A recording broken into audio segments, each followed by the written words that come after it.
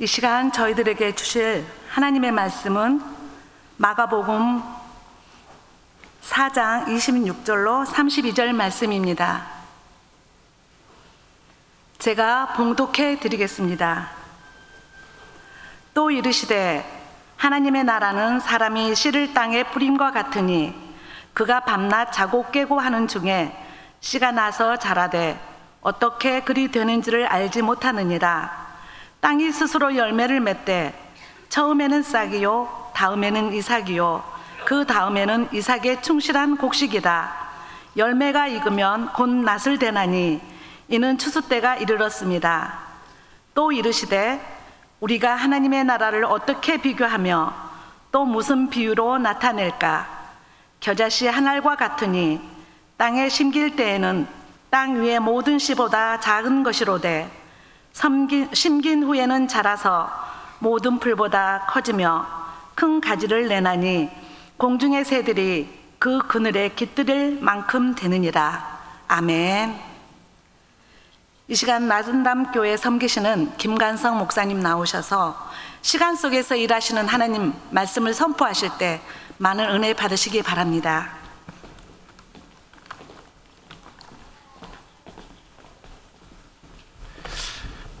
여러분 반갑습니다. 별로 안 반갑습니까? 제가 보통 사람보다 좀 땀을 많이 흘리는 편이거든요. 그래서 이 공간이 되게 덥거나 그러지는 않는데 제가 이거 위에 옷 좀 벗고 설교해도 괜찮겠죠?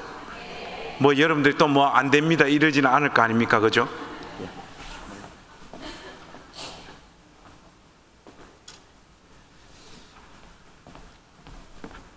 자, 이렇게 저는 울산에서 여러분들에게 하나님 말씀을 전하러 이렇게 온 나든담 침례교회 김관성 목사입니다. 경상도에서 전라도에 이렇게 초대되어 와서 하나님 말씀 전하는 경험도 굉장히 이례적이고, 또 오는 길도 오송으로 갔다가 또 오송에서 다시 광주로 이렇게 내려오는 길밖에 없더라고요. 그래서 오늘 어렵게 왔습니다. 일단 그거 하나 여러분들한테 말씀드리고, 또 저는 내가 이게 광주로 가서 설교를 할 때 이 광주분들, 광주에 있는 우리 선생님들하고 어떤 컨택 포인트가 있을까? 아무리 생각해도 여러분들하고 저하고 접점이 없어요. 그런데 곰곰이 생각해 보니까 접점이 하나 있더라고요. 제가 프로야구를 프로 원년부터 혜태 타이거즈 팬이라는 거. 그게 아주, 제가 야구 광인데 제가 핍박을 많이 받으면서 이 세월들을 버텨냈습니다. 이런 정도가 여러분들하고 저하고 있는 어떤 접점이지 않을까 싶습니다. 그리고 또 요즘은 지역감정 이런 거 별로 없잖아요. 없는데 또 저는 지금 여러분들이 보시면 알겠지만 서울말을 쓰는 사람이기 때문에 전혀 여러분들에게 이질감이 없다고 저는 확신해요. 우리 교회 식구들이 그래요. 목사님은 외모와 말씨로만 보면 서울 사람이라고. 그래서 여러분들 이틀 동안 여러분들에게 하나님 말씀 전하게 됐는데, 전하는 저도 은혜 받고 여러분들도 또 이 성경학교를 앞두고 또 여러분들 심령에 큰 도전이 되는 그런 시간이 되었으면 좋겠습니다. 오늘 우리가 본문으로 삼은 마가복음 4장 26절과 32절에는 비유가 두 개가 나오죠. 하나는 자라나는 씨의 비유가 나오고 있고 30절부터는 겨자씨의 비유, 이렇게 두 비유가 등장하고 있습니다. 이 두 비유는 하나님 나라가 성장하고 자라날 때 하나님 나라는 어떤 속성과 특징을 가지느냐, 그걸 우리에게 생생히 보여주는 본문 말씀이에요. 우리가 이렇게 본문 말씀을 읽으면서 그 내용을 정리할 수 있지만은 설교자가 여러분 왜 필요하겠습니까? 그죠? 본문의 내용을 여러분들에게 조금 더 입체감 있게 선명하게 드러내기 위해서 설교자가 필요한 것 아니겠습니까? 하나님 나라가 성장하고 자랄 때 하나님 나라는 어떻게 성장하고 자라는가? 먼저 자라나는 씨의 비유에 보시면 여러분 26절 말씀 한번 보시겠습니까? 26절 말씀에 보시면 또 이르시되 하나님의 나라는 사람이 씨를 땅에 뿌림과 같으니 이렇게 말합니다. 솔직히 26절 말씀을 읽고 하나님 나라와 사람이 땅에 씨를 뿌리는 것과 하나님 나라가 똑같다고 했는데 이게 도대체 무슨 말일까? 아무리 고민을 해봐도 26절만 읽어서는 어떤 이미지가 우리 머릿속에 착상되어지지 않습니다. 근데 27절을 읽으니까 어떤 사람이 땅에 씨를 뿌리는 것이 왜 하나님 나라와 비슷한 면을 가지고 있는지를 우리가 좀 알게 되어집니다. 그런 의미에서 여러분 우리 27절 말씀 소리내서 한번 같이 읽어보실까요? 시작. 그가 밤낮 자고 깨고 하는 중에 씨가 나서 자라되 어떻게 그리 되는지를 알지 못하느니라. 여러분 이게 아주 중요한 하나님 나라가 전진할 때 가지는 중요한 특징입니다. 그러니까 하나님 나라의 복음을 뿌린 그 당사자는 하나님 나라가 자기 주변에서 또 자기 안에서 어떻게 성장하고 자라는지를 감각하거나 잘 느끼지 못한다는 거예요. 내가 지금 주의 일을 하고 있는 것인지, 이 일을 감당함에 있어서 가지는 보람과 영광이 무엇인지, 그리고 가시적인 어떤 열매를 생생하게 확인하면서 하나님 나라는 성장하고 자라지 않는다는 것, 이것이 아주 중요한 특징입니다. 이게 오늘 우리 선생님들 가슴속에 깊이 각인이 되어져야 될 중요한 내용입니다. 28절에 보면 이 내용을 확실하게 조금 더 부연 설명하고 있는 내용이 등장하죠. 여러분들 28절 말씀 한번 보십시오. 땅이 열매를 맺기는 맺는데 어떻게 열매를 맺는다고요?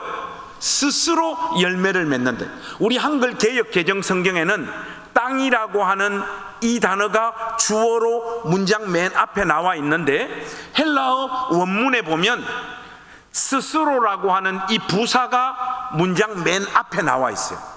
스스로라고 하는 이 아우토마테라고 하는 부사가 28절 전체를 이끌고 있을 뿐만 아니라 28절 전체를 강조하고 있습니다. 한마디로 하나님 나라는 스스로 성장하고 자란다는 거예요. 하나님 나라의 그 땅과 씨앗의 생명력과 역동성이 하나님 나라를 스스로 전진시키는 어떤 힘과 능력을 가지고 있다라는 거예요.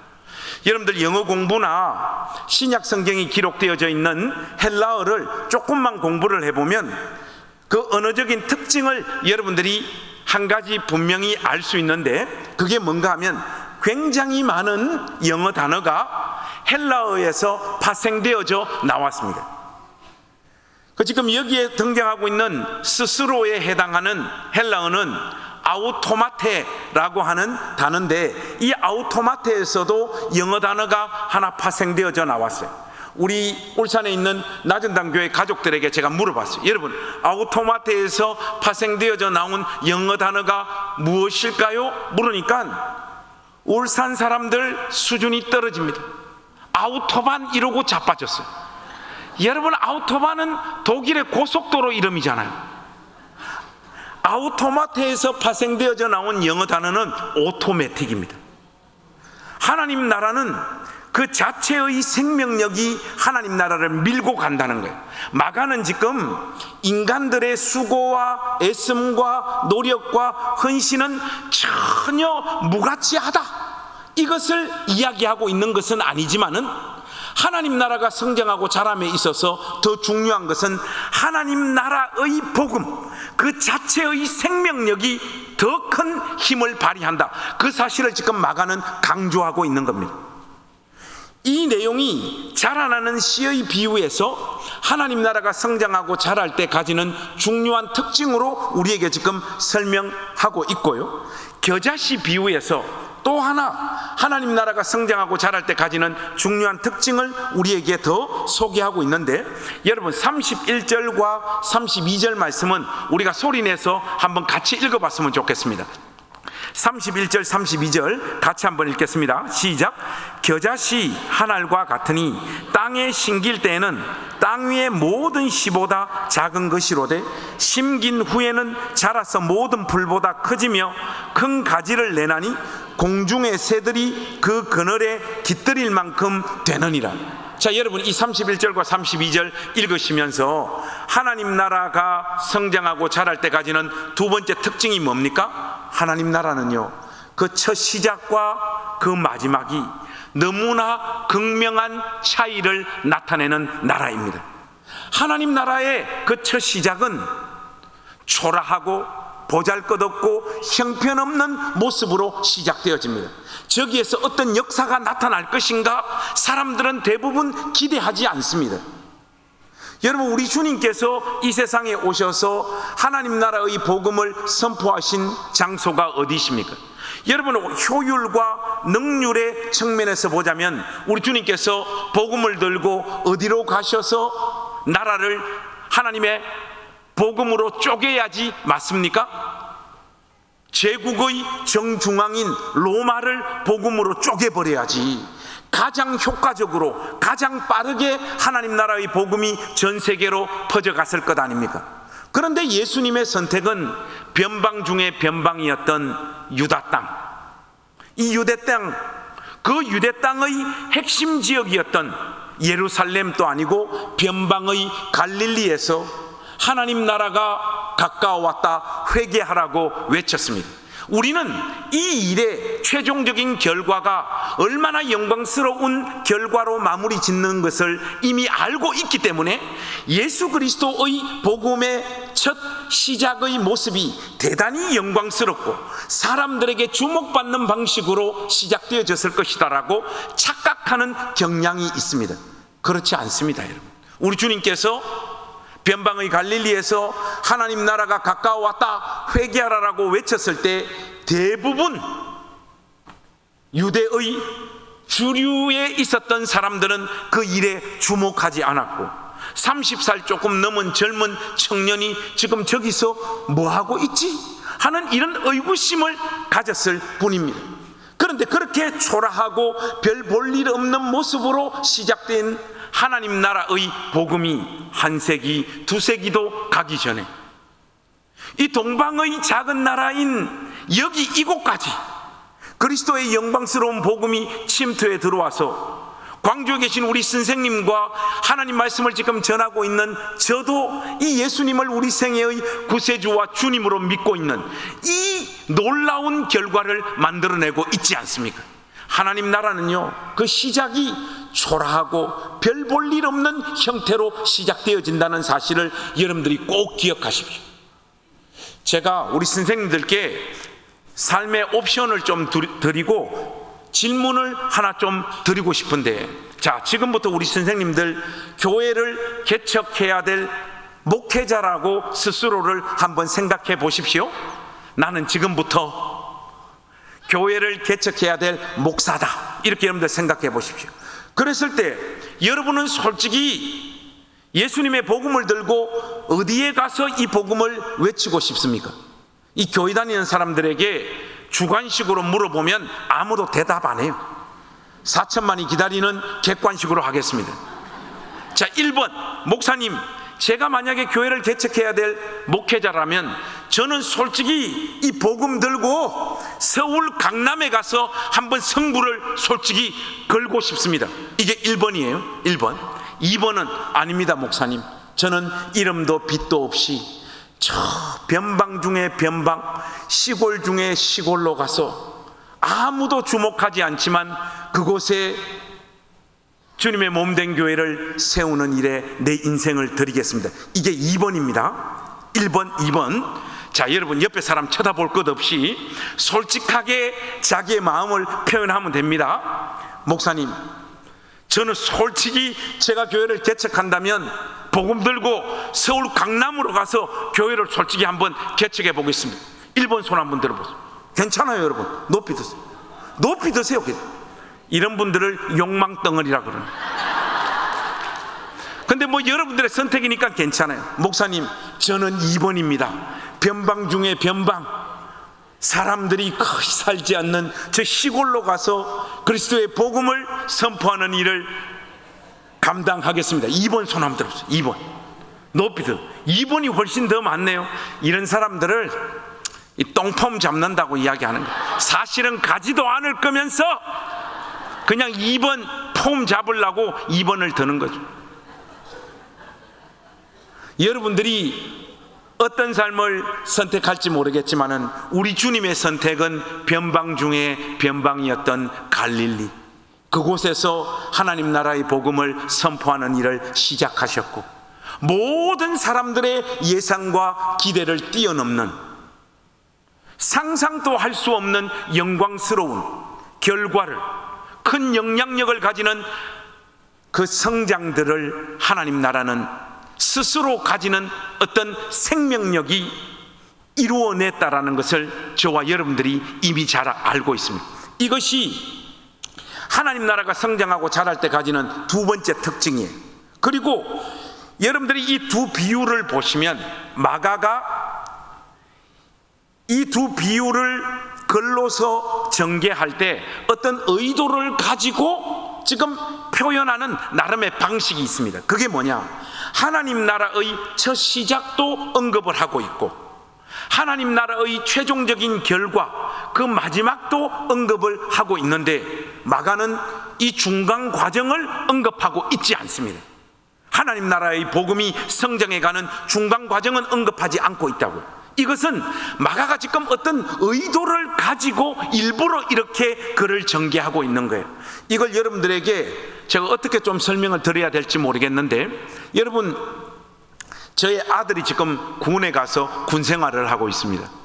근데 제가 요 직전에 몸담고 있었던 우리 행신침례교회 그 청년부 애들이 굉장히 짓궂은 애들이었어요. 그 우리 지호가 이제 군에 간다고 하니까 바깥으로 불러내가지고 밥 사 먹이면서, 김지호, 너 이제 군에 가면 죽었다. 요즘 군대 편하다고 하는데 그거 다 뻥이야. 막상 가면 요즘도 패는 것도 있고 훈련은 빡시고 너 진짜 죽었다. 단단히 각오하고 갔다 와라. 형들이 밥 사 먹이고 애한테 겁을 너무 줘버린 거야. 이 녀석이 집에 와서 입대할 때까지 밥 먹을 때나 소파에 앉아서 저하고 같이 볼 때나 항상 물었던 질문이 있어. 아빠, 군대 가면 어때? 군대 가면 힘들어? 군대 가면 도대체 무슨 일이 있어? 계속해서 애가 두려움을 가지고 묻더라고요. 여러분, 보통 이때에 면제를 받았거나 육방을 다녀온 아빠들이 군 생활에 대해서 거품을 물고 애한테 이야기를 해요. 그러나 저처럼 현역으로 최전방 육사단에서 군 생활을 마치고 온 정통 군인 출신 아버지는 아들에게 긴 말을 하지 않습니다. 아빠, 군대 가면 어때? 무슨 일이 있어? 다녀와. 이 말은 무슨 말입니까? 넌 이제 죽었다, 이 말입니다. 마가가요, 하나님 나라의 복음을 우리에게 소개하면서 그 성장과 전진에 있어서 첫 시작을 언급을 하고 마지막도 언급을 하고 있는데, 중간 과정을 언급하지 않고 있는 것은 하나님 나라가 성장하고 자라는 동안 이 하나님 나라의 복음을 향하여 엄청난 시련과 핍박과 공격이 떨어지게 될 거라는 걸 간접적으로 이야기하고 있는 겁니다. 그런데 그것보다 더 중요한 중간 과정을 언급하지 않고 있는 핵심적인 이유는, 엄청난 시련과 박해와 공격이 하나님 나라를 향하여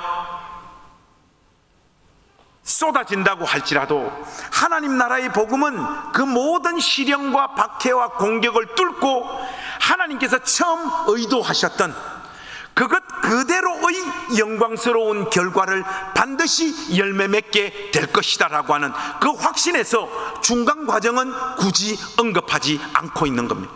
이 세 가지가 마가가 하나님 나라가 성장하고 자랄 때 가지는 중요한 특징으로 지금 우리에게 소개하고 있는 내용입니다.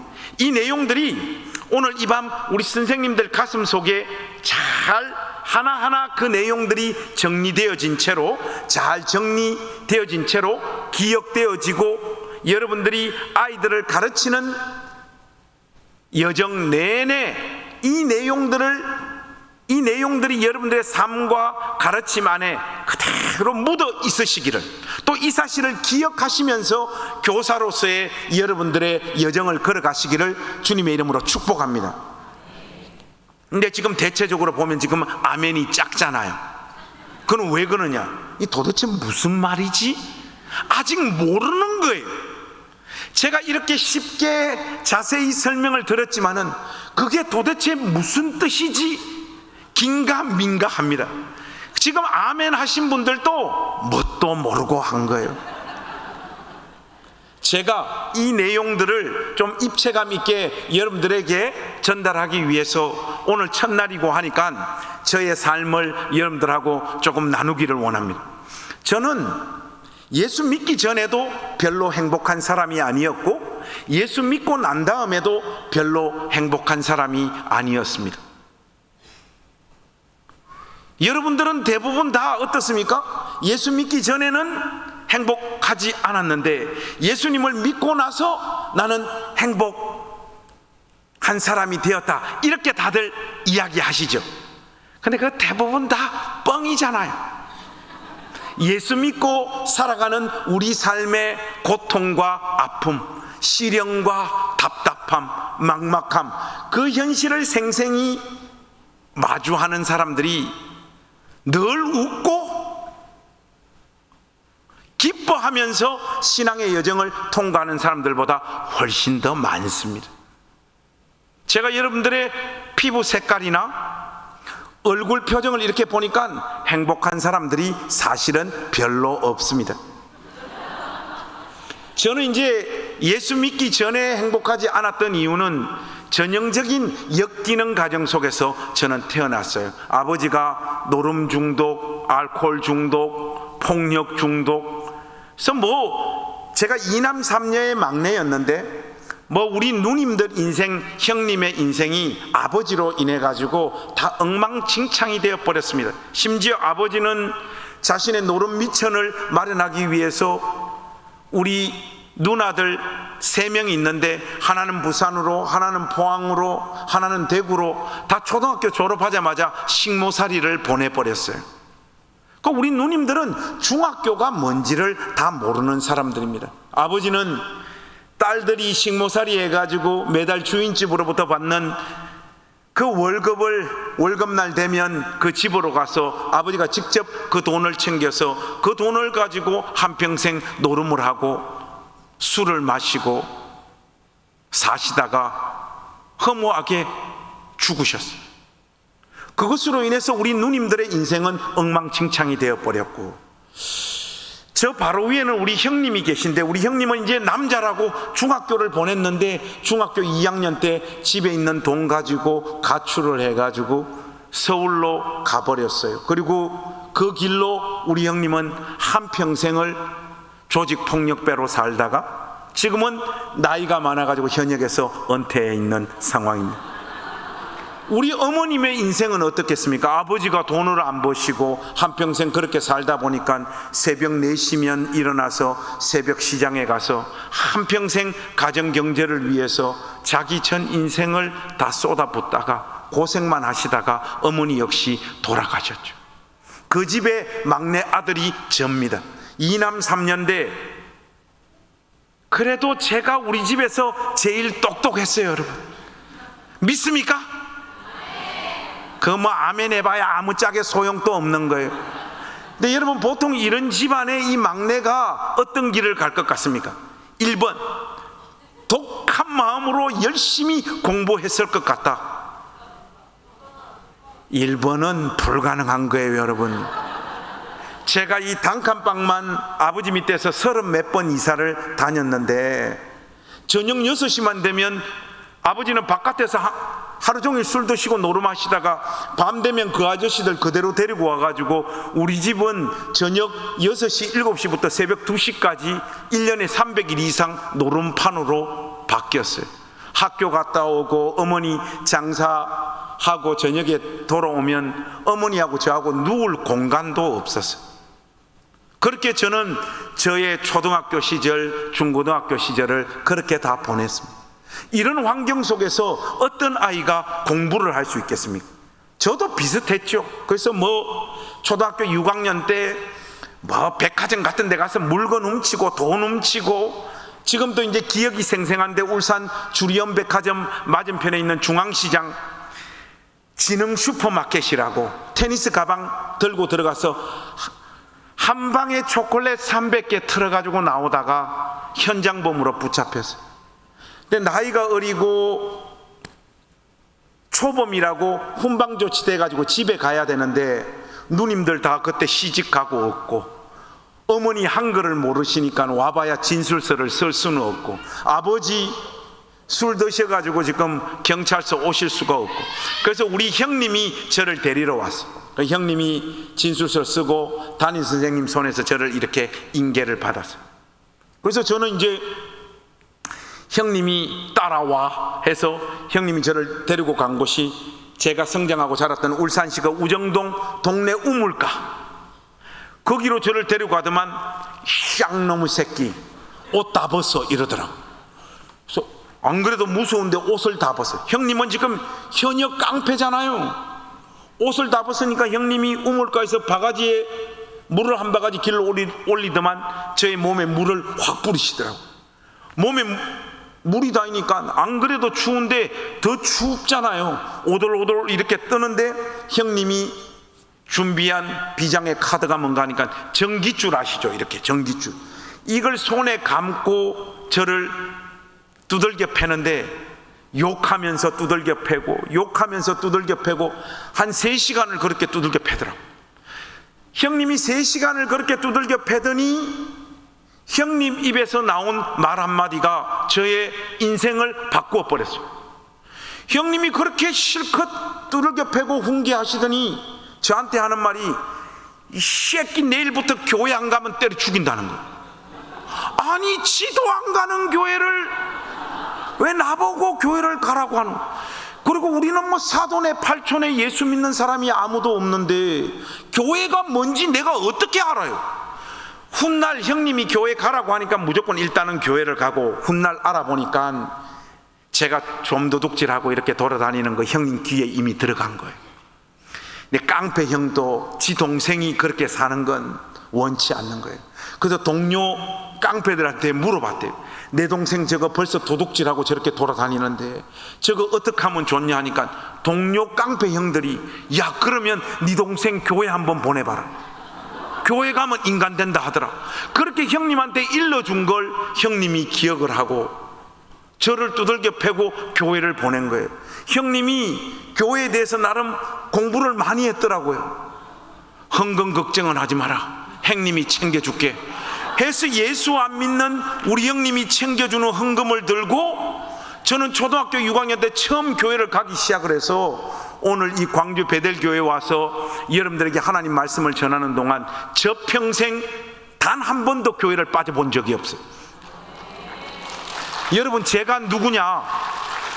전 세계 최초로 불신자에게 전도받아서 목사 된 사람입니다. 그렇게 해서 교회를 갔어요. 안 가면 죽으니까. 교회를 가니까 목사님이란 분이 설교를 하시더라고요. 예수를 바르고 진실하게 믿으면 하나님께서 복 주신다는 거예요. 한 개인에게도 복을 주시고 가정에도 복을 주시고 가문도 바꿔버린다는 거예요. 하니까 그 앞에 앉아 있었던 아줌마들, 지금 생각하면 권사님 집사님들이에요.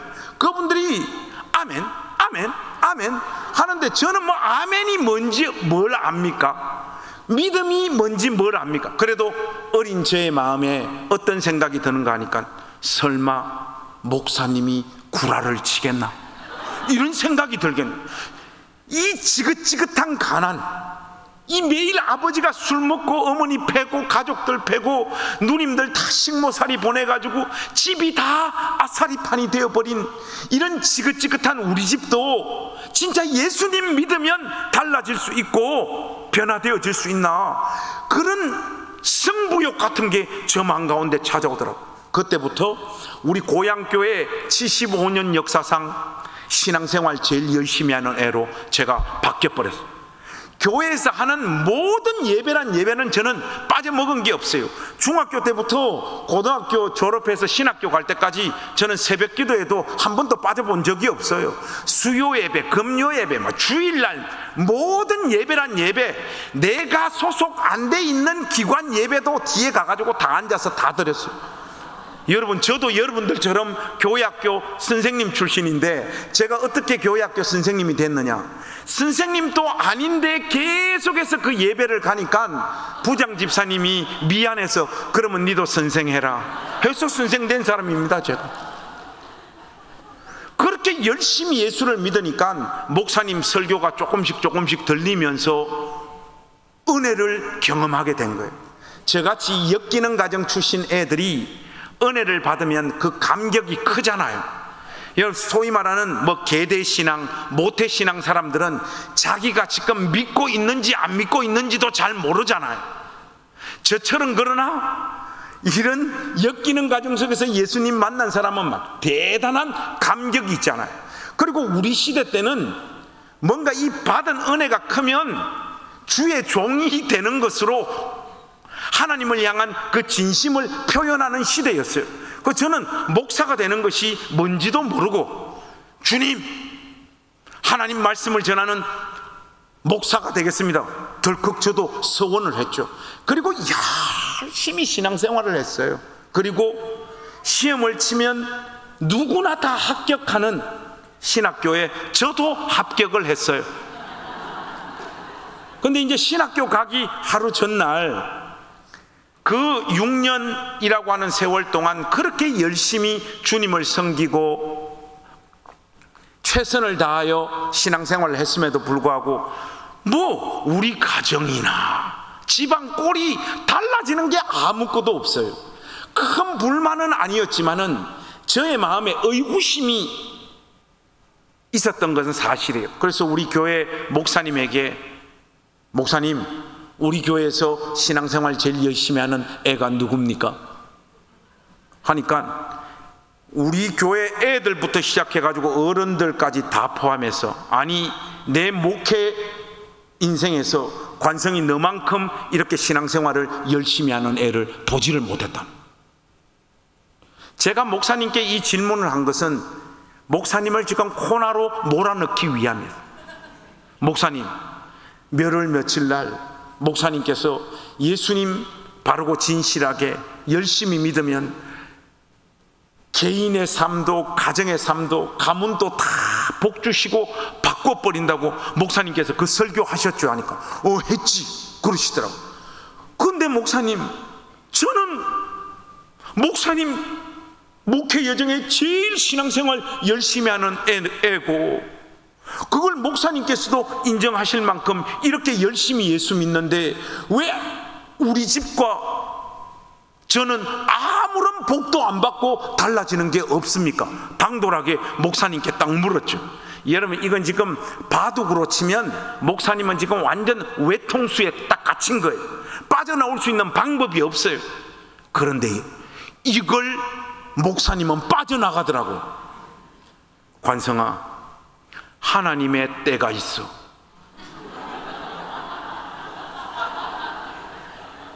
기분은 안 좋은데 묘하게 그 말이 설득이 되는 거예요. 그때 제가 알았어요. 세상에 말 잘하는 것들이 목사들이구나. 그때 제가 그걸 깨닫게 됐어요. 이걸 빠져나가네. 근데 목사님의 그 말씀이 설득력 있게 저 마음 가운데 다가왔어요. 그래서 신학교 가서도 정말로 저는 열심히 주님을 섬겼습니다. 대전에서 울산으로 왔다 갔다 하면서 교회 학교 아이들 챙기고 학생의 애들 돌보고 자타가 인정할 만큼 저의 청춘과 저의 영혼과 뼈를 다 갈아 넣으면서 주님의 몸된 교회를 그렇게 열심히 섬겼어요. 그리고 그 과정 속에서 신학 수련 다 마치고 그때만 하더라도 좀 분위기가 외국 유학 한번 갔다 와야지 뭐 좀 크게 쓰임 받는다, 뭐 이런 말도 안 되는 이야기들이 신학생들 사이에서 아름아름 꽃피고 있었던 시절이라 저도 유학을 가고 싶은 거예요. 영어는 못하는데 이거 어떻게 하면 좋지? 지금부터 영어 공부를 해야 되겠다 해서 영어 공부를 열심히 했습니다. 여러분, 제가 태어나서 제일 많이 읽은 책이 성경이고 그 다음 많이 읽은 책이 성문종합영어, 40번 읽었습니다. 성문종합영어 40번 보니까 영어가 뚫리더라고요. 그래서 시험 쳐서 토플 점수 받아서 영국으로 집사람하고 유학 갔다 왔죠. 그리고 저 같은 환경 속에 놓여 있는 사람은 삶에 다른 옵션이 없습니다. 아버지가 뭐 교회를 물려줄 거예요, 누가 뭐 길을 열어줄 거예요. 그래서 제가 그때 가정 경제를 위해서 학원에서 애들 잠깐 영어를 가르치고 있었을 때인데, 그 우리 원장님이, 목사님 저의 신분을 알고 있었어요.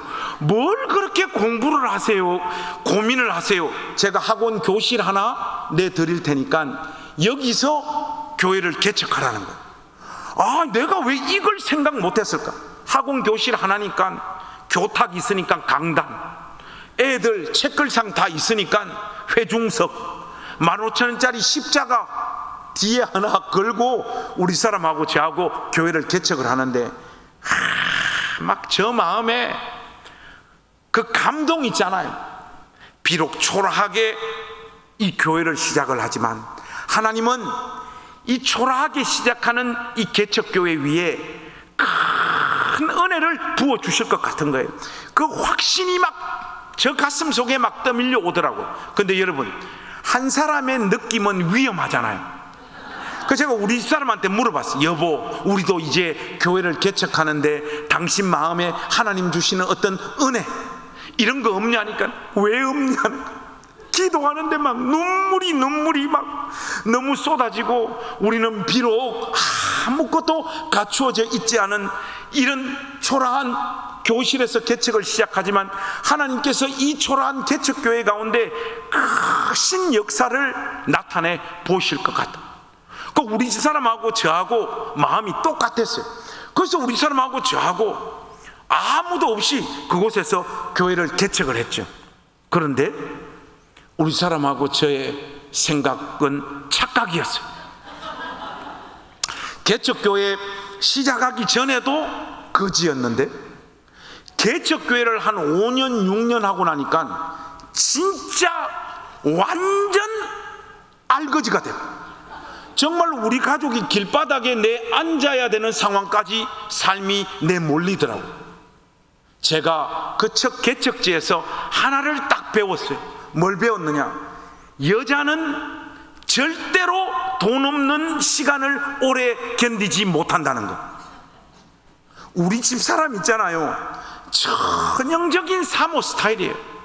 사람 성품 보드랍제, 온유하지, 제가 뭐 하자 그러면 다 순종하고 다 잘 따르고 헌신적인, 참 우리 집 사람 같은 여자도 만나기 어려울 거예요. 이런 여자가요, 개척교회 한 5, 6년 하고 나니까 이 순한 양 같았던 여자가 호랑이 새끼로 돌변해 버리더라고요. 제가요, 그 첫 개척지에서요, 저의 바닥을 확인을 했어요.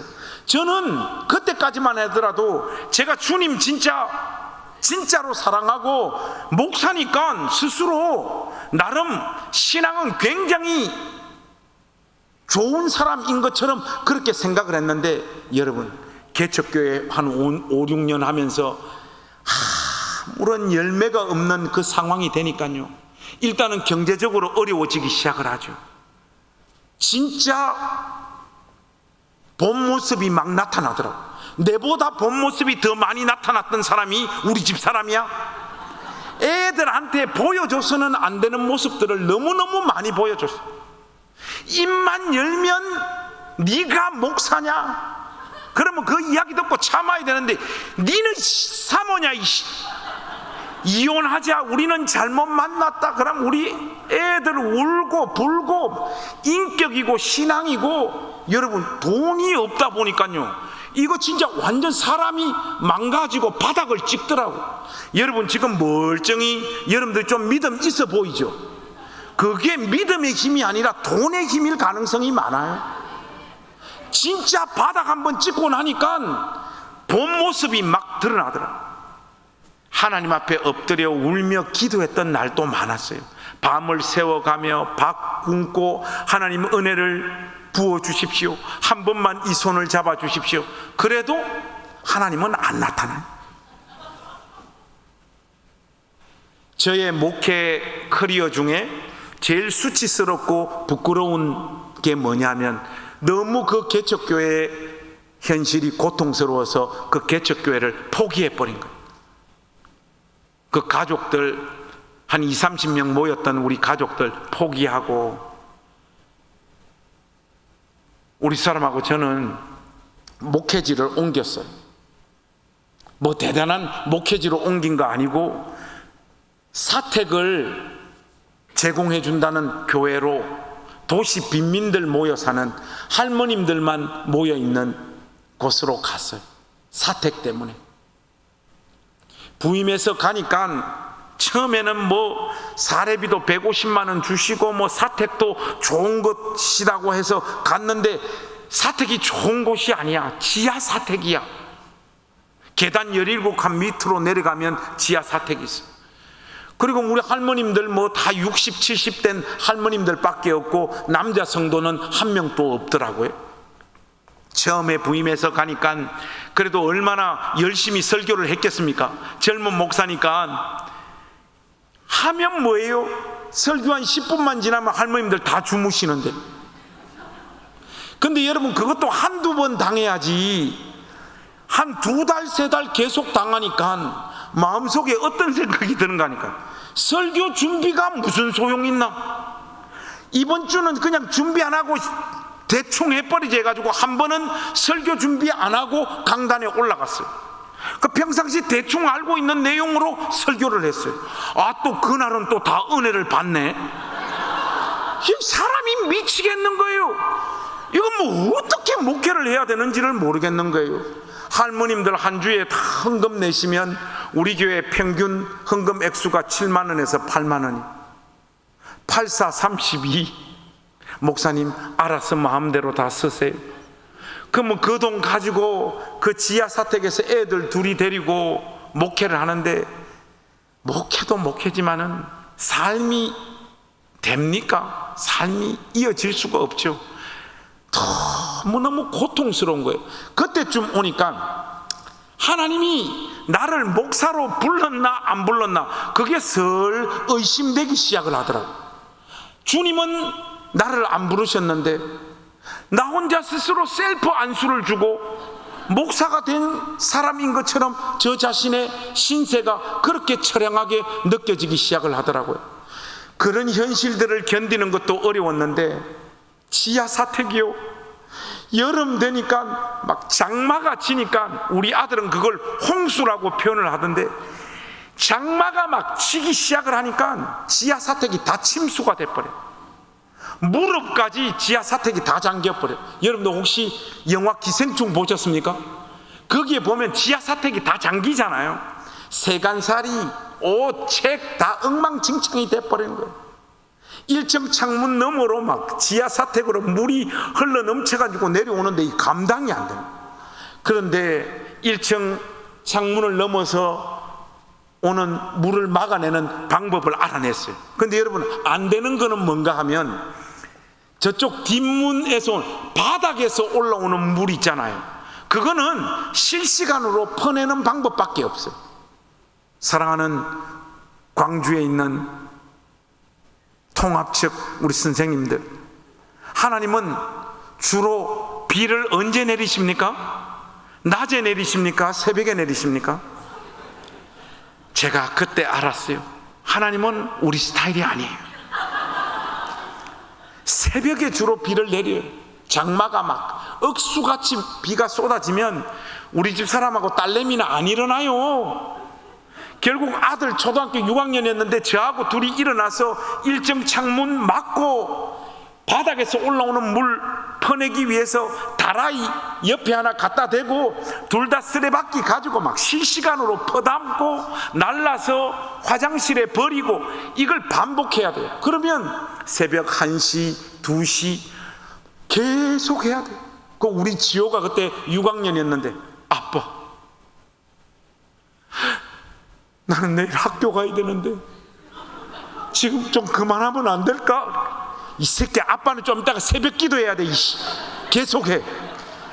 우리 둘이 새벽이 다 밝아올 때까지 지호하고 저하고 그 다라이에 물 퍼담아 가지고 화장실에 갖다 버리고, 우리 지호는 아빠, 우리 집은 홍수 나면 계속해서 일해야 돼. 계속해서 일해야 돼. 지호야, 방법이 없어. 근데 그렇게 여름이 가고 나면 우리 지하 사택은 곰팡이가 도배가 돼버려요. 아침만 되면. 그럼 우리 집 사람 아침에 일어나서 새벽 기도 갔다 와서 제일 먼저 하는 게 뭔가 하면 걸레 가지고 지하 사택 곰팡이 닦아내는 거예요. 애들은 폐렴을 달고 살고 뭐 다른 삶의 옵션이 없으니까 그렇게 살았죠. 목회 현실과 경제적인 어려움들은 계속해서 그렇게 떠밀려 오고. 근데 여러분, 제일 힘든 게 뭔가 하니까, 여러분 영화 기생충에 보면 그 집 화장실이 지하에서 제일 높은 곳에 화장실이 있죠. 이것도 있잖아요. 수세식 화장실은요, 어느 정도 높아야지 화장실을 설치할 수 있지, 우리 사택처럼 계단 17칸 미치면요 화장실을 만들 수가 없어요. 우리 사택에는 화장실이 없어요. 우리는 화장실 가려면 계단 17칸 올라가서 교회 문 열고 바깥으로 나가면 동네 입구에 공동 화장실까지 우리는 일보러 나가서, 여러분 그게 얼마나 고통스럽고 힘든지 몰라요. 특히 겨울 때 진짜 힘들어요. 한 번은 새벽 기도 끝나고 미치겠다 진짜, 계단을 이렇게 틀레틀레 내려오는데 교회 용어로 하자면 영감이 하나 탁 떠오르는 거예요. 영감이 뭐냐? 요강! 내가 이거 요강을 왜 몰랐나? 요강을 썼으면 됐는데 해서 우리 아들 방에 가보니까 쓰레기통이 이렇게 큰 게 있더라고. 우리 가족들 다 불렀어. 자, 우리 가족은 오늘부터 요강을 쓰는데 잘 들으라. 우리 네 가족이 여기 오줌을 싸는데 이까지 차면 멈춰라. 이게 이까지 찰 때까지 제발 오줌 좀 싸지 마라. 왜냐? 이거 여러분 새벽기도 끝나고 이거 들고 바깥에 갖다 버려야 되잖아요. 하면 이게 출렁출렁 하면 손에 오줌이 줄줄줄줄 흘러내리는 날들이 대부분이라고.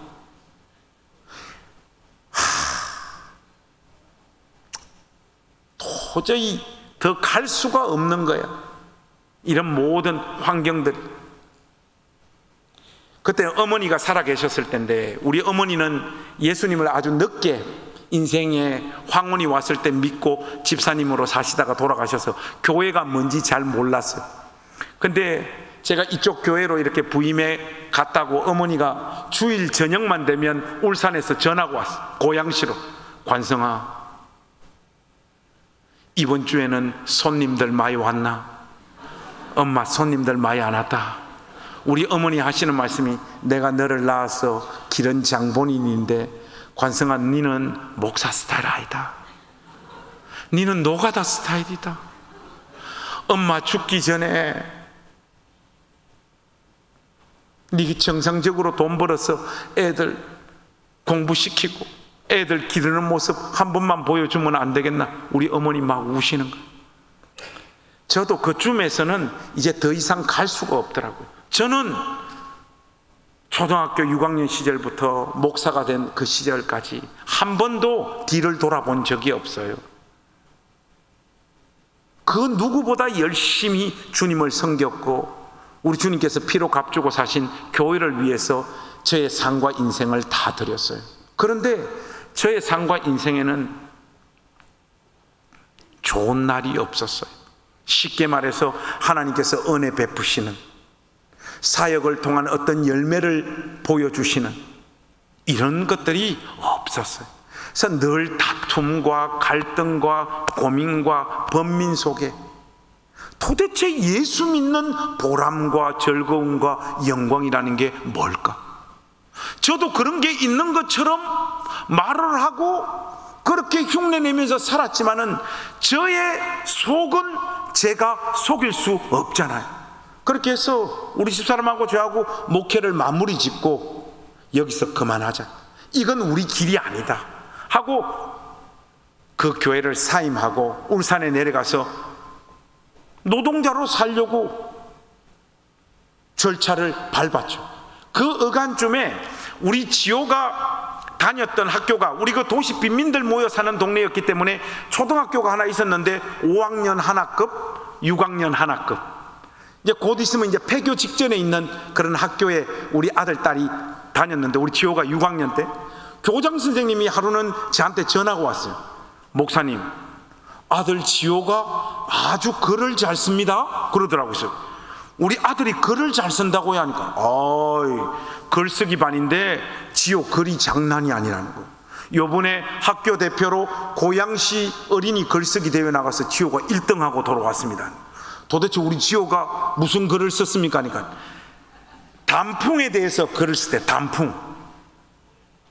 단풍이 이렇게 빨갛게 물들어 가지고 떨어지는 장면을 착상을 해가지고 시를 썼는데, 뭐 한많은 인생이 가슴에 피눈물을 안고 그의 생을 마감한다, 뭐 이렇게 초등학교 6학년 새끼가 이렇게 시를, 이런 환경 속에서 살면 애가 이렇게 망가지는구나.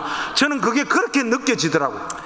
그게 저의 삶이 다 무너져가는 상황에 우리 아들이 글 좀 잘 쓰는 게 무슨 위로가 되겠습니까? 근데 우리 지호가 한 번은 며칠, 한 달 지났나?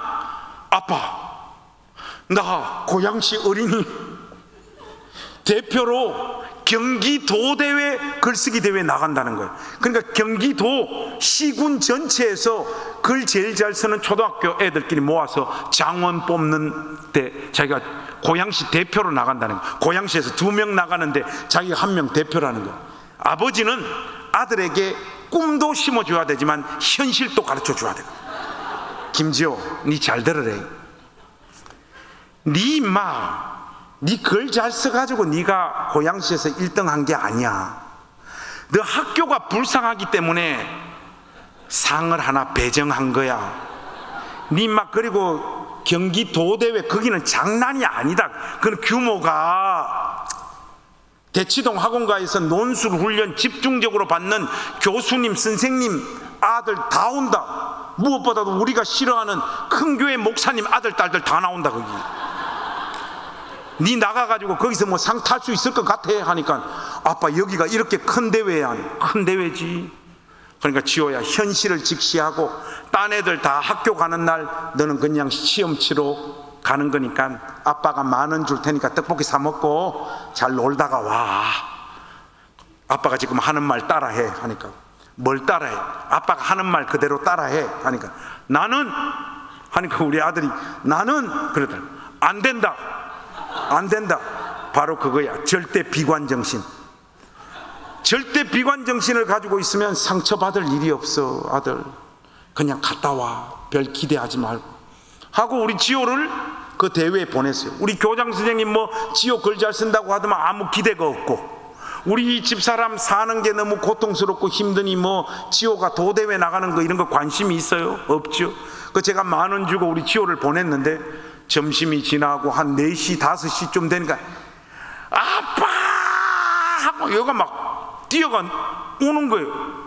이거 보라고 했는데 우리 지호가 경기도 대회에서 대상을 탄 거예요.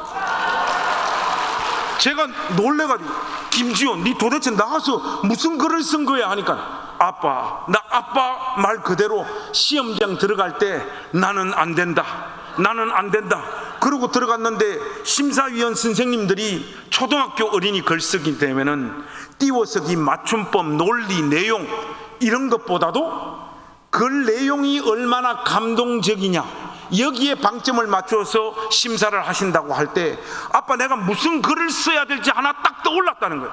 김지호 너 글 제목이 뭐야 하니까 홍수와 요강. 이 녀석이 저하고 그 물 퍼내던 이야기 한 번은 제가 요강 버리기 싫어가지고 우리 지호한테 맡겼는데 지호가 이거 들고 올라가다가 계단에서 엎어버린 거예요. 이걸 다 써내려간. 여러분 대치동 학원가가 홍수와 요강을 어떻게 이깁니까? 제가요 우리 지호 입에서요 홍수와 요강 하는데 이게요 하나님 음성처럼 저 가슴에 와서 꽂혀버리더라고.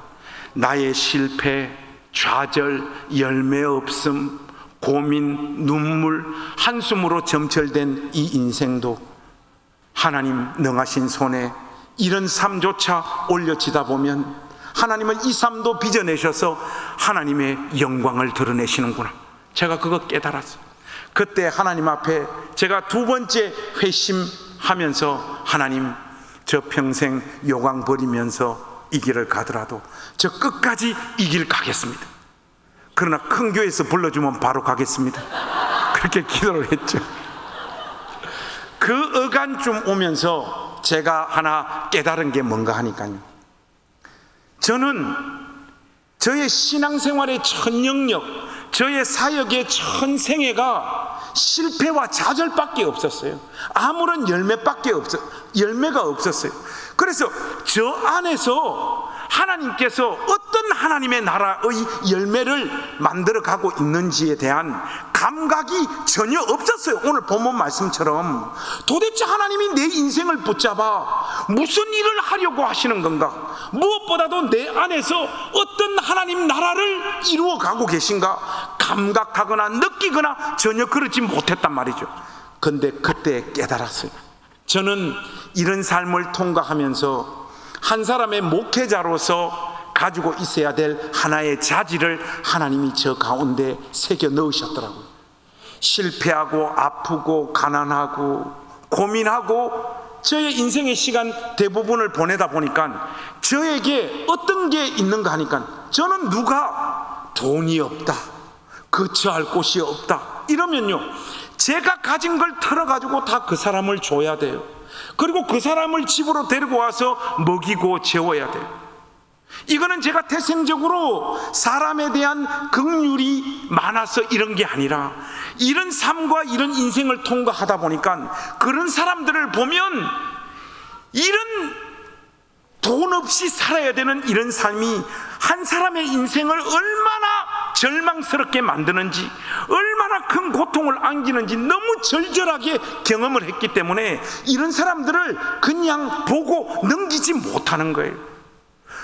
저도 몰랐는데 그냥 그런 사람 안고 살아가는 하나의 그릇으로 우리 주님께서 저를 그런 사람으로 빚어가고 계셨더라고요. 어떻게 하다가 그 도시 빈민들하고 사역을 마무리를 하고 제가 직전에 목회했던 행신교회를 개척을 했어요. 한 번은 해군 장교로 군대에 입대했던 한 청년이 돈 3천만 원 모아가지고 제대를 했는데 핸드폰 앱 만드는 회사를 창업했다가 쫄딱 망한 거예요. 얘가 다녔던 교회가 대한예수교 장로회 통합적 교회였어요. 근데 쫄딱 망하고 나니까 자기가 다니던 교회로 돌아갈 수가 없더래요. 여러분 그 심정 좀 압니까? 여러분 교회라고 하는 곳이 은혜가 넘치고 사랑이 넘치는 곳이기도 하지만 뭐가 또 넘칩니까? 신령과 진정으로 씹어 제끼는 곳이 또 교회잖아요. 얼마나 뒷담화를 많이 합니까 교회가, 그죠? 얘가 쫄딱 망하고 나니까 그게 두려운 거야. 그 어릴 때부터 다닌 자기 교회를 돌아갈 수가 없는. 검색을 해가지고 고양시 행신동에 좀 이상한 목사님이 있다 하더라. 해가 이 녀석이 온 거예요. 와서 이 쫄딱 망한 이야기를 쭉 하는데, 여러분 목회자는 그래도 하나님 앞에 엎드려서 기도하는 사람이잖아요. 딱 얘의 얼굴 표정과 눈빛을 딱 보니까 얘는 그냥 내버려 두면 100% 자살. 딱 느낌이 와요. 아무런 희망이 안 보여. 저는 보통 이런 애들 오면 데리고 와서 밥 사 먹이고 제가 가지고 있는 돈 나누어 주고 주일날 꼭 교회 오라고 하고 돌려보내는 편인데, 이 녀석은 그냥 내버려 뒀다가는 큰일 날 것 같은 거예요. 걔 이름이 선재예요. 선재야, 니는 목사님 내일 아침에 8시에 교회 출근하니까 무조건 8시까지 교회 꼭 와라 하고 우리 선재를 돌려보냈어요. 다행히 그 다음날 갔는데 선재가 8시까지 왔더라고. 그날부터 선재하고 저는 아침, 점심, 저녁을 같이 먹었어요. 제가 가는 모든 목회적인 동선, 신방에 선재를 데리고 갔어요. 쉽게 말해서 전도사는 아닌데 전도사가 돼버린 거예요. 그냥 하루 종일 그냥 같이 사는 거예요. 왜? 조금도 다른 생각 못 하도록. 얘를 데리고 3달, 4달 그렇게 이렇게 하다 보니까 이 녀석이 조금씩 회복이 되더라고요. 목사님, 저도 이런저런 일 좀 해보겠습니다 해서 아르바이트도 하고 노가다도 하는데 하는 것마다 다 안 돼. 여러분, 되는 사람은 되고 안 되는 사람은 안 되더라고. 그게 인생이야. 우리 선재는 뭘 해도 끝까지 하는 법이 없고, 끝까지 하고 나면 결과가 안 좋고, 뭐 어떡합니까? 그 인생 그냥 데리고 살았죠. 근데 이 녀석이 이제 한 번은 저한테 오더만, 목사님, 한샘 인테리어에서 있잖아요, 8주 훈련만 받으면 정규직으로 바꿔주는 프로그램이 있다는데 목사님, 제가 그거 한번 해볼까요? 그래. 선재야, 뭐라도 좋으니까 한번 해봐라 해서 우리 선재가 그 한샘 인테리어 프로그램을 시작을 했어요. 시작을 해서 3주 다니더만 못하겠다는 거예요. 제가 그때 상처받을까 싶어 겉으로는 이야기 안 했지만 속으로는 했어요. 새끼야, 니는 안 된다. 임마, 너는 걸러 먹었어. 너는 안 돼. 화가 막 정말 확 올라오더라고. 저하고 같이 사역했던 우리 부목사 우성균 목사한테, 성균아, 선재 왜 또 3주 다니고 때려치우냐. 목사님, 회사 갈 차비가 없다고. 야이씨, 요즘 세상에 차비 없어가지고 회사 못 가는 놈이 어디냐. 하기 싫어서 안 하는 거지. 가서 똑바로 알아봐. 뭐 때문에 또 3주 하고 때려치우는가 해서 우리 부목사님 집에 가서 확인해 보니까 어머니가 우울증으로 하루 종일 그냥 무기력하게 집에 누워있고, 아버지는 알코올 중독이야. 진짜 10원 한 푼이 없는 거예요. 이번에는 선재가 저 실망 안 시키려고 회사 갈 때 버스 타고 가고, 점심 굶으면서 그 일 배우고, 집에 돌아올 때는 차비 아끼려고 3시간 걸어서 집으로 돌아오는 걸 3주 동안 반복을 했는데 회사 갈 차비가 진짜 없는 거예요. 그 이야기 딱 들으니까 얘 인생을 이대로 내버려 뒀다가는 이거 절단 날 것 같은 거예요. 이거 어떻게 하면 좋지? 그때만 하더라도 우리 교회 식구들 참 도와줄 사람 없나 스캔해 보니까 에브리바디 다 거지들이, 도와줄 사람이 없어. 이거 어떻게 하면 좋지? 고민하고 기도하는데 하나님께서 지혜를 주시더라. 뭐 별 지혜가 아니고 우리 집 사람이 스쳐가면서 저한테 했던 말이 있어요. 우리 지연이 교육보험 하나 들어놨다고. 그게 딱 생각이 나는 거예요. 여보, 혹시 애들 교육보험 하나 들어놨지? 하니까 들어놨다는 거야. 빨리 예약해라, 지금 급하다 하니까 우리 사람이, 여보, 내 평생 당신하고 목회하면서 하자는 거 내 안 해본 거 있나? 순종 안 한 거 내 있나? 애들 이거 별것도 아닌 교육보험 내 애들 위해서 하나 들고 있는 거, 이것까지 당신이 예약하라면 안 되지. 이거는 손대지 마. 그 말 들을 인간이 아니죠 제가. 야이씨, 조용히 하고 막 빨리 지금 예약해라, 지금 급하다. 쪼아대니까 우리 사람이 못 이기죠. 강원도 춘천 여자가 경상도 남자 어떻게 이겨요? 저쪽에 가더만 막 전화 누르더만 그 예약해가지고 돈을, 그때 돈으로 200만 원인가 300만 원인가 예약해가지고 저한테 가지고 가라고 주더라고. 우리는 또 그런 돈 감사함으로 잘 받습니다. 받아서 선재 목양실로 불렀어요. 선재야, 목사님 돈 구해왔다. 네 여기서 멈추면 네 인생 끝난다 임마. 목사님은 네가 이거 끝까지 해가지고 돈 잘 벌고 잘 사는 거 그거 바라는 거 아니야. 8주 하기로 했으면 끝까지 해봐라. 목사님 돈 구해왔다 하니까 우리 선재가 그 돈을 못 받는 거예요. 목사님 죽으면 죽었지 저 그 돈 못 받아요. 너 이 돈 안 받으면 너는 목사님하고 끝이야. 무조건 받아. 선제 호주머니에 그냥 쑤셔 넣었어요. 선제야, 가서 해라. 8주까지만 해라. 한다고 한 거 끝까지 한 번만 해봐라. 우리 선제가 울면서 그 돈 받아가 집으로 돌아갔어. 그리고 8주 한샘 인테리어 훈련을 다 끝냈어요. 끝내고 우리 선제가 처음 배치된 곳이 한샘 인테리어 서울 목동 지점에 배치가 됐어요. 이게 기본급이 150만 원이고 한 건 계약을 올려서 설계할 때마다 월급이 늘어가는 구조인데, 이 일을 10년, 15년 먼저 시작한 사람보다 우리 선제 첫째 날, 둘째 달, 셋째 달 실적이 더 좋은 거예요. 쭉쭉쭉쭉 막 뻗어가는 거예요. 와, 근데 여러분 그거 압니까? 선지하고 저처럼 뭔가를 해가지고 인생에서 잘 돼 본 적이 없는 사람은 뭔가가 잘 되면 좋은 게 아니라 불안해요. 초반 끝발 개끝발이잖아. 항상 우리 인생은 그렇잖아요. 끝까지 잘 되는 거는 부잣집이나 뭐 받쳐주는 데나 그렇지, 선지하고 저 같은 인생이 끝까지 잘 되는 법이 어디 있어요?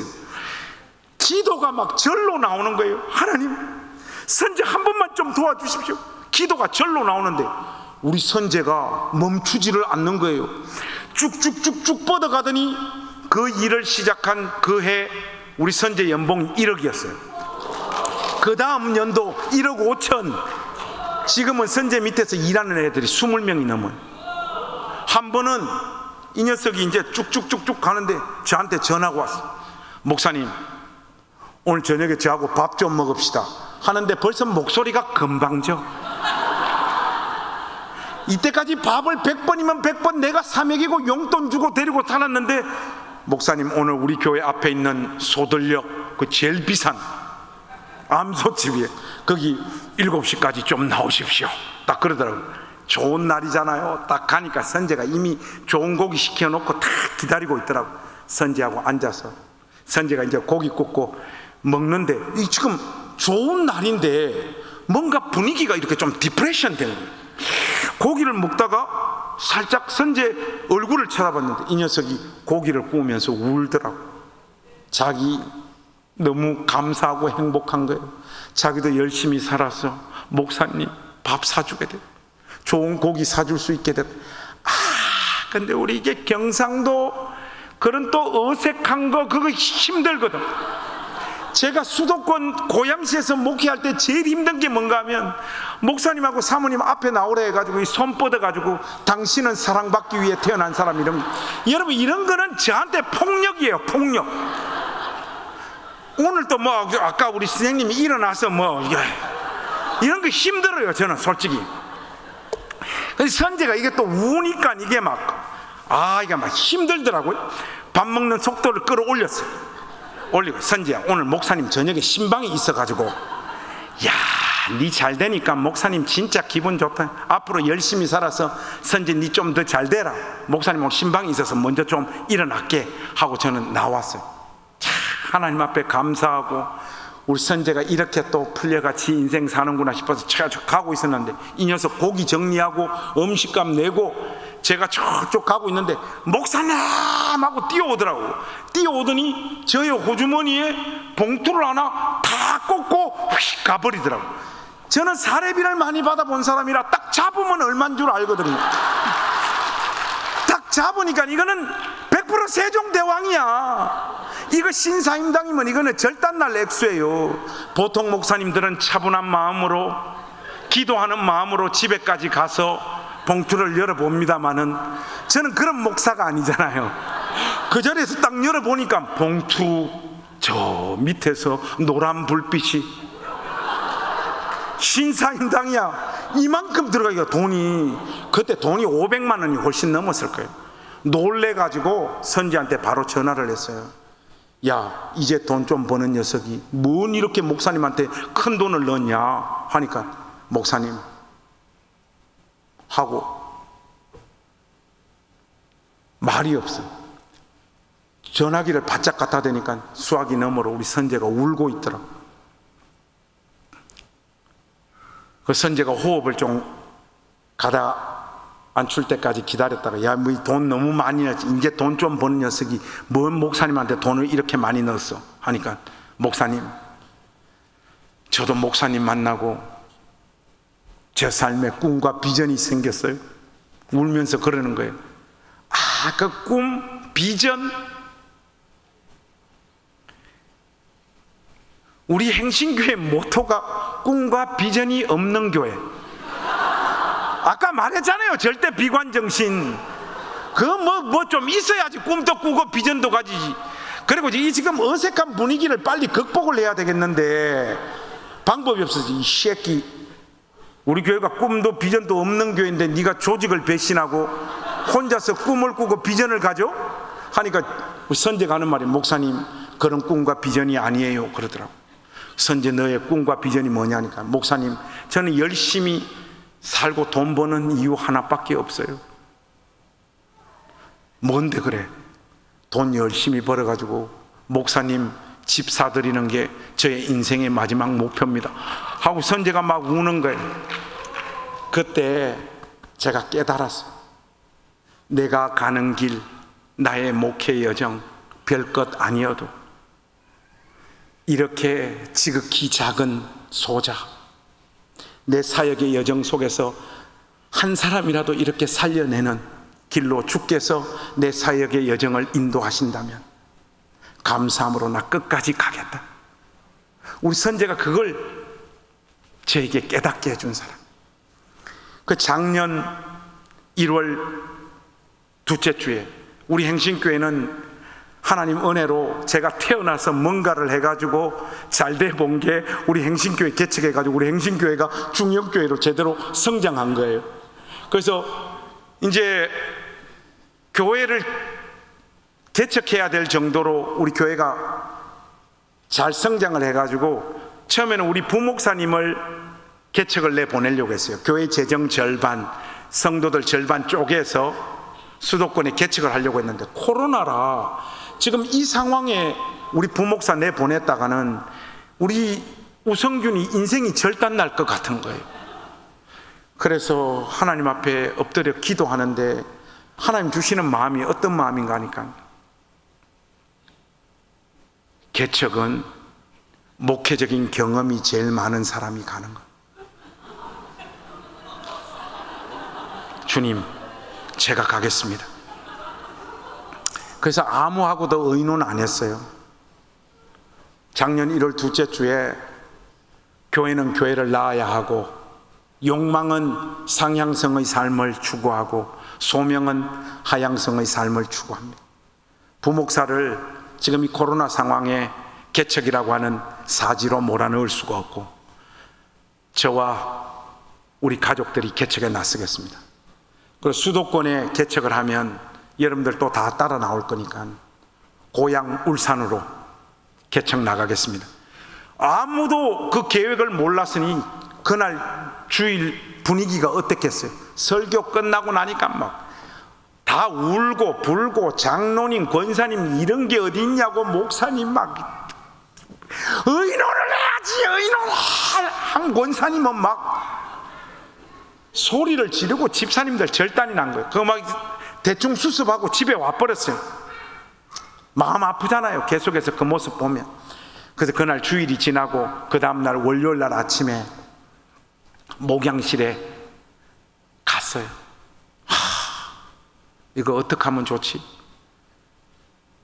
어제 주일날 제가 했던 설교 유튜브에 들어가서 한번 다시 들어봤어요. 제가 울산으로 개척 나서겠습니다 하는데, 와, 제가 봐도 멋있어. 근데 여러분, 멋있는 것은 잠깐이잖아요. 이걸 이제 웃자면 좋냐? 이거 아직 얼마 안 됐으니까 돌아오는 주에 여러분, 연초에 사실 몰래 카메라였습니다. 그거 한번 해볼까? 막 이런 생각도 솔직히 막 들더라고. 이런저런 잡생각 하니까 12시, 오후 6시 가고 한 저녁 6시쯤 되니까 이제 제정신이 돌아오더라고. 방법이 없다, 울산 가야 된다 해서 일머리를 잡기 시작을 했어요. 하니까 밤 10시가 됐어요. 월요일날 밤 10시. 그때는 아무도 안 오잖아요. 노크를 뚝뚝뚝 하는 게 목양실에 문을 여니까 선제인 거예요. 문을 열자마자 목사님 이런 게 어딨냐고! 행신교회 식구들 다 버리고 가더라도 나 버리고 가면 안 되지. 나한테도 말 안 하고 목사님 이런 게 어딨냐고.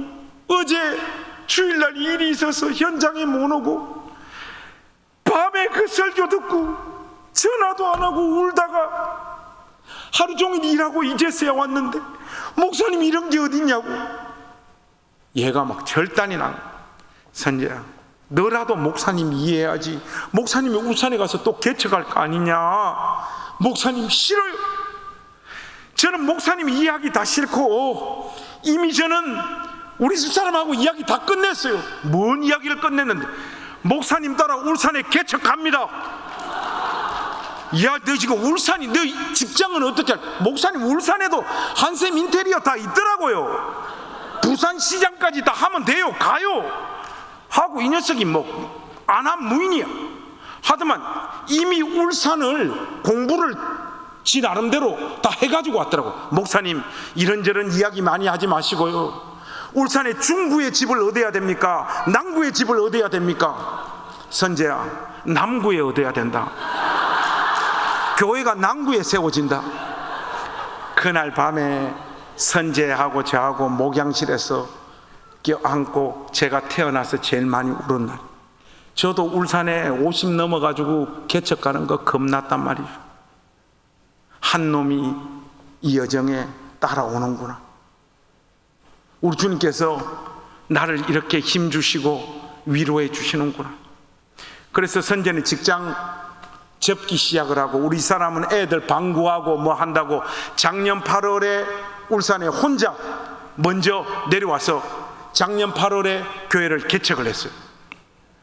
여러분 이건 절대 오해 없이 들으십시오. 뭐 자랑도 아니고.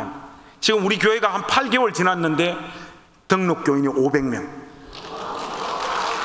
이거는 여러분 성장주의를 부추기는 말이 아니라 결론을 맺으려고 하는 말이에요.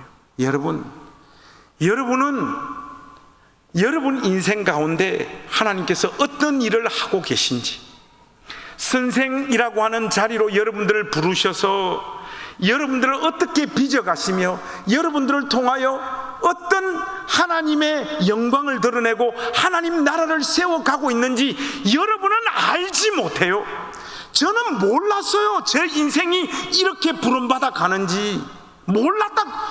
불평하고 원망하고 답답하고 도대체 내 안에서 하나님 나라가 어떻게 역사되어지는데 하나님이 내 인생을 붙잡아서 도대체 무슨 일을 하려고 하십니까?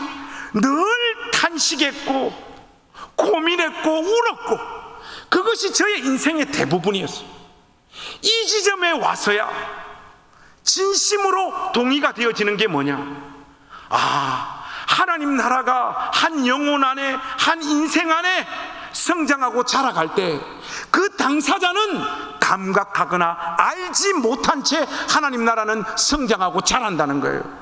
여러분 아이들 데리고 하나님 말씀 가르치고 그들 양육하고 여러분 시간 들여 물질 들여 애들 위해서 기도하니까 무슨 큰 열매 있던가요? 솔직히 없잖아요. 여러분들 마음에 다 어떤 마음이 있습니까? 올 연말까지만 한다. 올해까지만 하고 나는 이제 때려치운다. 다 지금 그거 여러분 가슴에 지금 안고 있잖아요. 왜?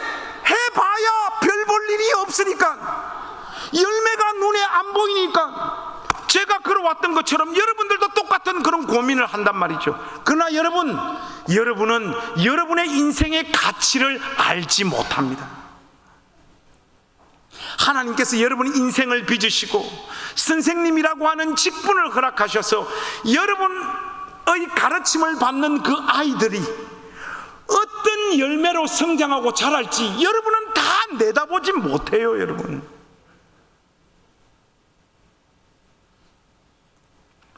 결론을 맺겠습니다. 그래서 목사님 어떻게 하자고요? 오늘 본문이 우리한테 말하고 있잖아요. 여러분 27절 말씀 한번 보세요. 그가 밤낮 자고 깨고 하는 중에 씨가 나서 어떻게 한다고요? 자라되. 사랑하는 광주에 있는 통합 측 전남 노회 선생님들, 하나님께서 여러분 인생 가운데 일하심을 믿으시고 밤이 되면 잘 주무십시오. 밤에 잘 자지 못하는 사람은요, 믿음이 없는 사람이에요. 우습게 생각합니까? 여러분 시편 127편에 뭐라고 했습니까? 주께서 사랑하시는 자에게 뭘 주신다? 잠을 주신다. 여러분 그 문맥에서 보세요. 무슨 말씀입니까? 내가 잠을 자는 그 상황에도 하나님은 내 인생 가운데 침투에 들어오셔서 내가 깨어서 나를 위해서 수고할 일을 하나님께서 대신 하신다는 확신이 있는 사람만이 밤에 잠들 수 있는 거예요. 여러분들 아이들 아무리 가르치고 아무리 기도하고 아무리 양육해도 변화되어지지 않는 것 같죠? 주무십시오. 믿음을 가지고 주무십시오. 그러면 주께서 일하십니다. 그런데 여러분들이 밤에 잠을 못 자잖아요. 여러분 인생과 여러분에게 맡겨진 아이들, 그리고 무엇보다도 내 믿음의 수준과 꼬라지를 보니까 잠이 안 오잖아요. 그래서 여러분 이 시간은 손들어서 한번 확인해 보겠습니다. 1번, 목사님 저는 베개만 갖다 대면 정말로 너무너무 잠을 잘 자요. 1번.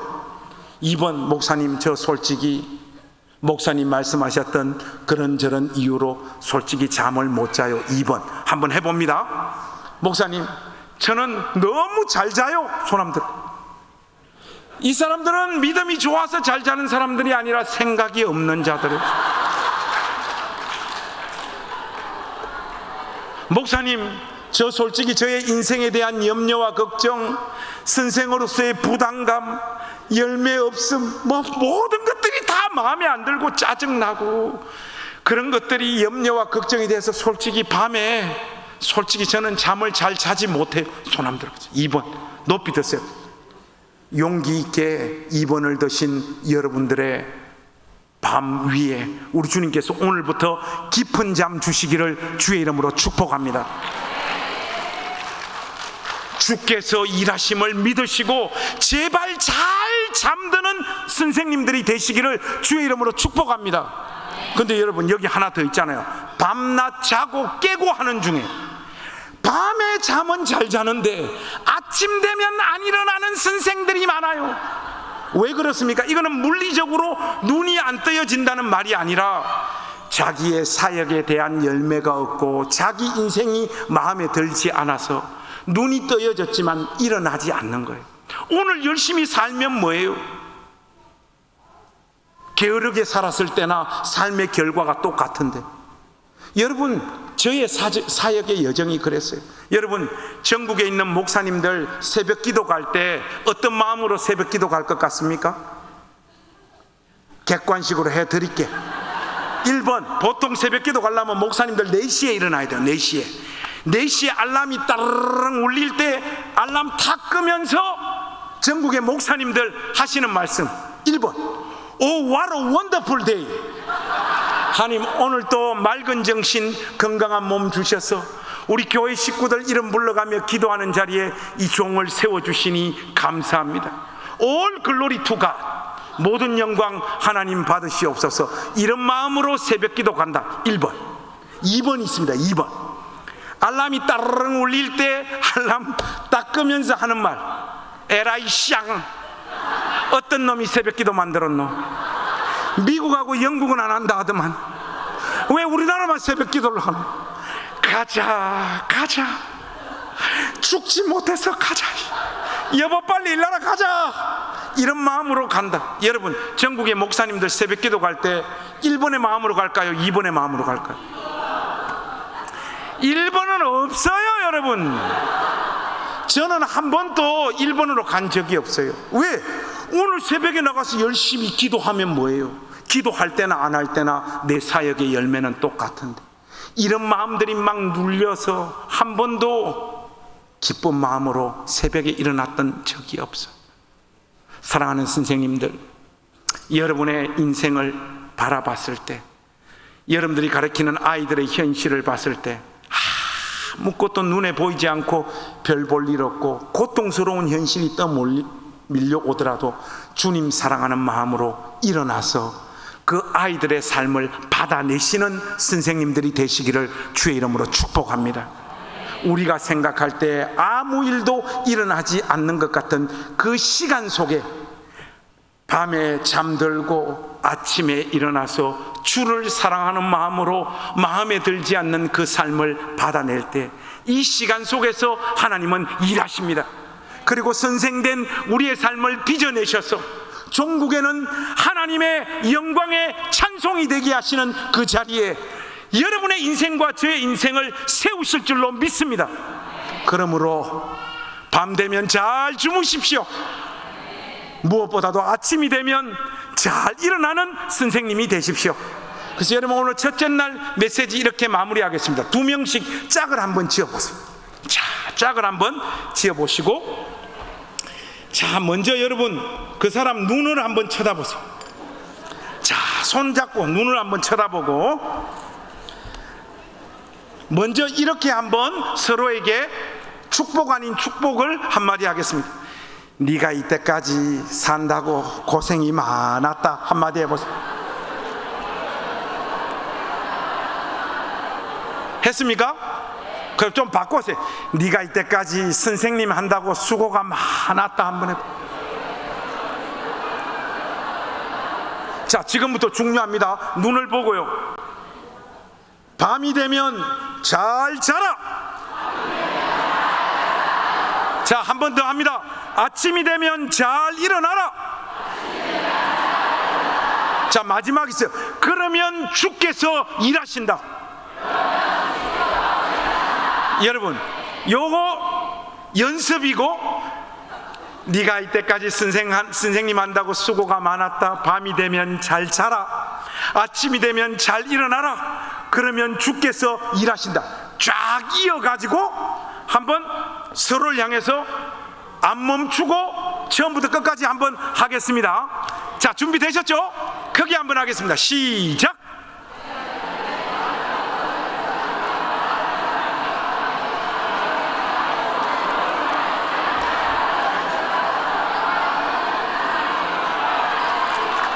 할렐루야. 전남노회 선생님들 전체 한번 더 하겠습니다. 이때까지 선생님 하신다고 수고가 많으셨습니다. 아니, 제가 한다고요. 여러분은 들으시라고요. 사랑하는 전남노회 선생님들, 이때까지 주께서 주신 선생님이라고 하는 그 직분 감당하신다고 수고가 많으셨습니다.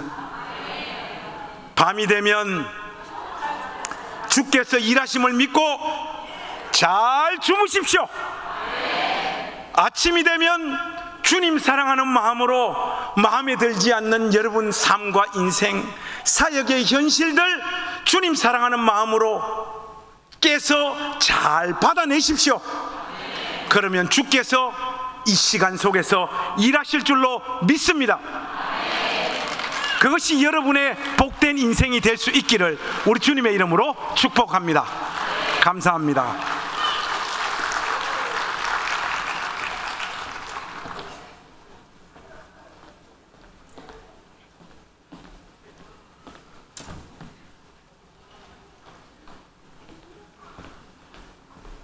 여러분, 제가 축도해야 된대요. 축도하십시다. 이제는 우리 구주 예수 그리스도의 은혜와 하나님 아버지의 무한하신 사랑하심과 성령 하나님의 감화 감동 내주 충만하심의 은혜가 밤이 되면 잘 자고 아침이 되면 잘 일어나기로 하나님 앞에서 결단하는 우리 전남노의 모든 선생님들 머리 위에 이제로부터 영원토록 함께 하옵시기를 우리 구주 예수 그리스도의 이름으로 축원하옵나이다. 아멘. 감사합니다.